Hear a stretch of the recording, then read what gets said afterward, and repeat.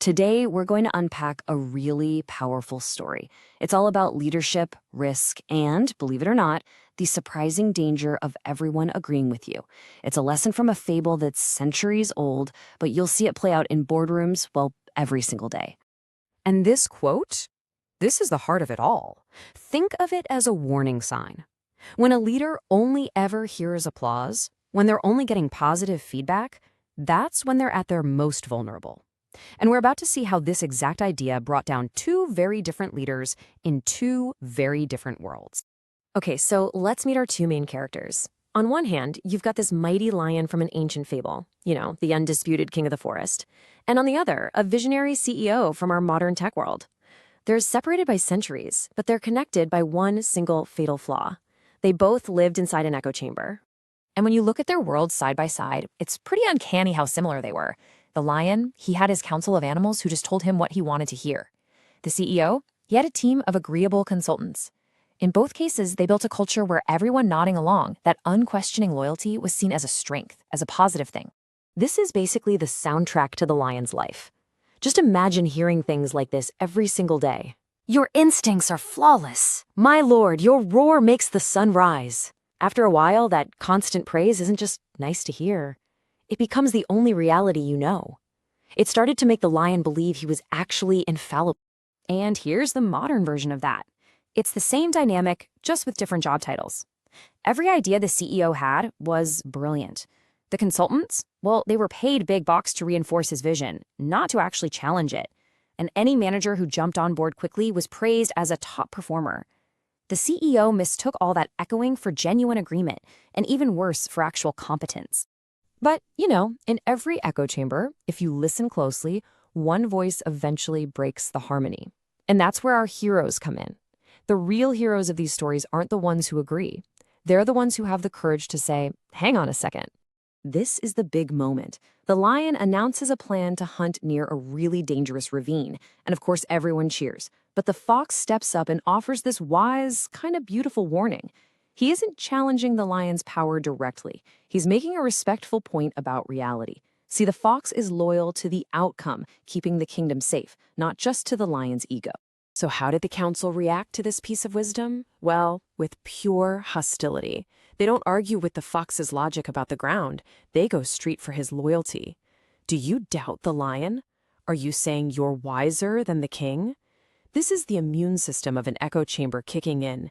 And just like that, the truth teller is shut down and pushed aside. And almost the exact same thing happened at the tech firm. A manager comes forward with data, not her opinions, but hard numbers, showing that people are quitting and the company's technology is crumbling. And the response? They didn't say she was wrong. They said she was negative. She wasn't being helpful. She was not a culture fit. And just like the fox, she was sidelined. And this gets us to a really crucial idea in the modern workplace: psychological safety. This is precisely what the fox and the manager didn't have. It's this core belief that you won't be punished or humiliated for speaking up with ideas or questions or, pointing out mistakes. Without it, silence and flattery become survival tools. So what happens next? What happens when these crucial warnings are ignored? Well, the cost is always high, and the collapse is pretty much inevitable. An echo chamber feels comfortable, sure, but it offers zero protection from reality. In the fable, the result is swift and it's literal. The lion, brimming with overconfidence, leads his followers right to the edge of that ravine the fox warned him about. And, surprise, surprise, the ground collapses. The lion himself manages to survive, but his flatterers, the very animals who fed his ego, they're lost. Now, the corporate collapse wasn't quite as dramatic, but it was just as devastating. The problems that manager tried to warn everyone about, they happened. A huge client left, the tech systems completely buckled. Then regulators started asking tough questions. The company survived, yeah, but its reputation and its value were permanently damaged. All because the truth was inconveniently labeled negative. The CEO's admission, looking back, is just so honest it's almost heartbreaking. I mistook agreement for alignment. Just because people were nodding didn't mean they were truly on board. I mistook praise for competence. Just because people said he was smart didn't mean the plan was sound. He was wrong on both counts. So the whole point here isn't just to tell a scary story. It's about pulling some real wisdom out of it. what can any of us, as leaders at any level, actually do to make sure we don't fall into the same trap?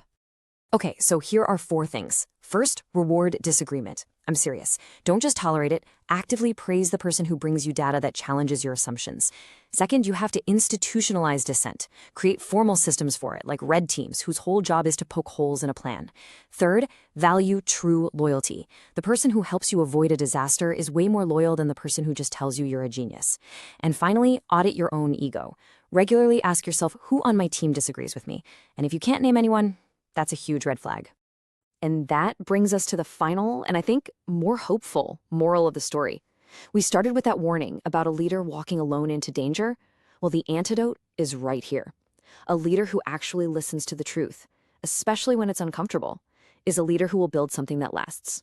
They might have fewer flatterers around them, sure, but they will travel much, much farther. So I'll leave you with this question to think about. In your own work, on your own team, who is your fox? Who is the person with that different perspective? The one who sees the ravine that you don't. And if you can't think of anyone, the real question is, why haven't you heard from them?